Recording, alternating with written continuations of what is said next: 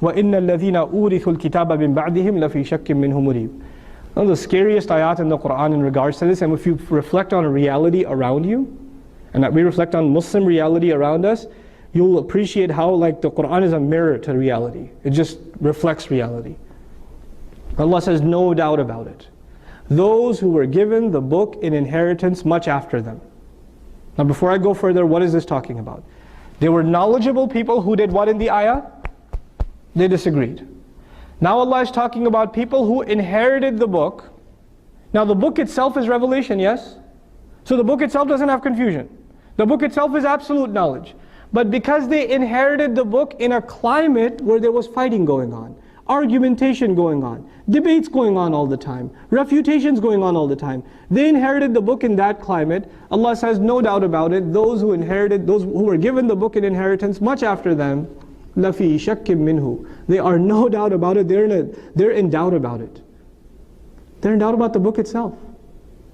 They're like, if this book is supposed to unite humanity, if that's what it's supposed to do, if prophets came, revelations came, so Allah could make the world one, to unite the world, how come the most knowledgeable in this book are the most divisive? How can that be? I don't understand. The more people study this book, it seems like the more they fight. I don't get it. I was raised in that. I was raised in that environment where people were always arguing, using the Quran, using the back in the day. They're just debating with each other. That's all they're doing. And these are supposed to be people that know the book the most. So the people that should call to unity the most should be the people that are the most knowledgeable in the book. There's too much of a friction between these two things, too much of a contradiction. There must be something wrong with this book. What else could it be? And people don't even bother studying it in the next generation. They're like, I don't want to be like that guy. Why would I study? So I can be like him? I don't even need it. Forget this. I don't want nothing to do with this. They get into doubt about it themselves. And then they take a step back, and then they become intellectuals, not of a religious kind, but of an a-religious, anti-religious kind. So you have a huge population of Muslims in the world today that will never, ever, ever come to the masjid and will convince you why not. They will say, these people, these mullahs, all they do is fight with each other, and they're all territorial, and all they do is, hate on each other, and they judge you, and they put you down, and they think they're so far above everybody else, that they're the really righteous, close to God. I don't need to deal with that kind of personality disorder. I want nothing to do with this stuff. This is why I say religion is man-made. That's what they'll tell you. These people, the people that represent the religion, are the biggest proof that religion is man-made. That's their argument. In other words, the people of knowledge have successfully been able to turn off the vast majority of Muslims from even becoming curious about Islam. The vast majority of Muslims. I mean, mashallah, there's a good number of Muslims sitting in the audience here.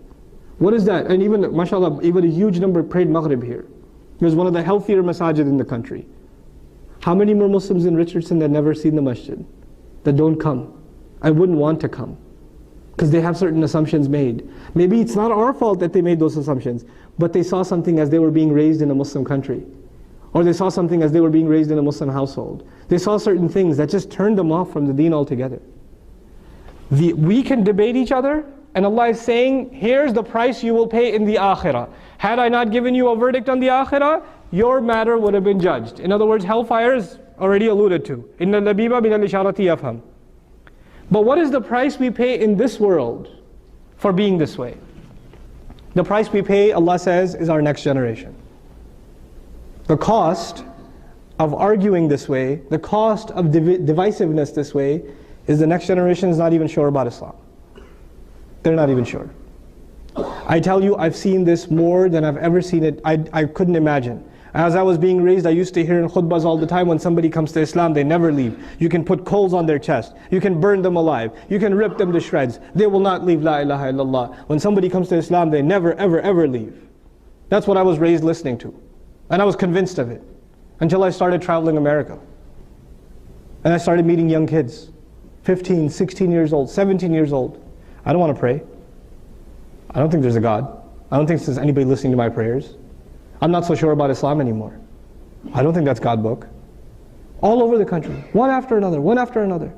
And they don't come to me. They're afraid to come to me. Their moms, their dads push them to me. They literally push them, sit down with him. And I apologize to them for, sorry bro, I just, your mom put you on the spot. But let's talk a little. And he started talking and say, yeah, I'm not so sure, this and that. And you wonder where that began. One of the main causes of that is the people of knowledge, their primary concern is supposed to be spreading that knowledge. Making it easy for the people to learn their basics. Making it easy for the people to have a foundation. What did the energies get exhausted into? Pushing our own agenda. Expanding our own base. Calling people to us, not going to them. Da'wah is you go to them. You invite them and you go to them. You engage with people. You don't expect them to come to you. We became so, self-indulged as groups. Our madrasa, our institute, our masjid should be the most well attended. Our program should be our YouTube video should be the most viewed. Us. Go to people, don't ask them to come to you. We had to go out. When we became so self-indulged and the only thing we wanted, as an individual, you want to propel yourself, that's arrogance. But even as an institution, all you want to do is propel your institution. That's communal arrogance. That's all that is. A house of Allah is the house of Allah. So what? It's registered as a different non-profit organization as the next masjid. It's still the house of Allah. There's no competition. So we took that individual competition and then made it institutional competition. That's what we did. Instead of it's supposed to be individual cooperation that evolves into institutional cooperation.